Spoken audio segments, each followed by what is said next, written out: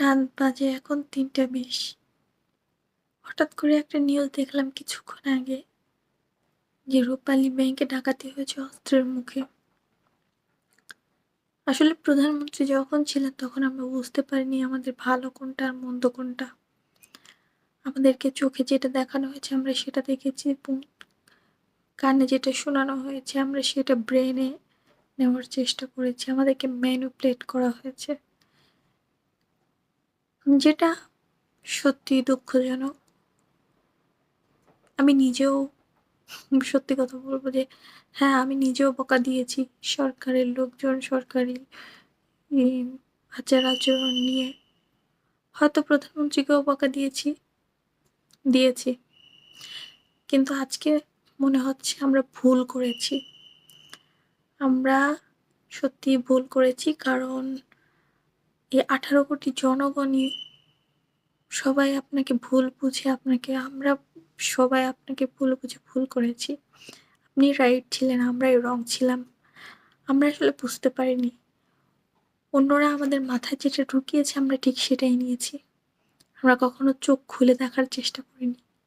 Sorry, আপনার মতো leader বাংলাদেশে আর একটাও হবে না এবং আওয়ামী লীগেও হবে কিনা আমি সেটা জানি না। ভবিষ্যতেও হবে কিনা আওয়ামী লীগের সেটাও জানি না। তবে আপনার যে বিকল্প নেই এইটা আমরা হাড়ে বুঝি, মানে হাড়ে বুঝতে পেরেছি এবং জানি এটা অনেক আগে থেকেই জানি যে আপনার কোনো বিকল্প নেই। কিন্তু আপনি সন্ত্রাস দমনে যে এত কিছু করছেন আমরা সেটা বুঝতেই পারিনি এতদিন।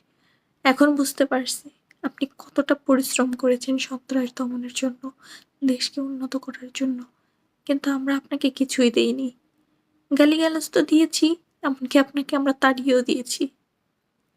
এটা সত্যিই দুঃখজনক। এর কোনো নেই। তবে একটা জিনিস ভালো হয়েছে জানেন?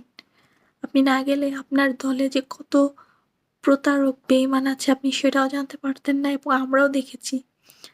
চাইবো সেইসব বেইমানদেরকে আপনার দলে না রাখার। আমরা সেটাই চাইবো। ওইসব বেইমানদেরকে রেখে শুধু নিজের দলের ক্ষতি করা, দলের বদনাম করা।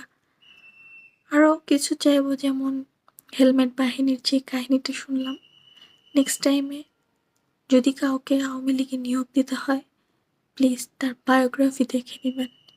বায়োগ্রাফি, জন্ম, বাবার জন্ম, দাদার জন্ম সবকিছু একটু খতিয়ে নেবেন।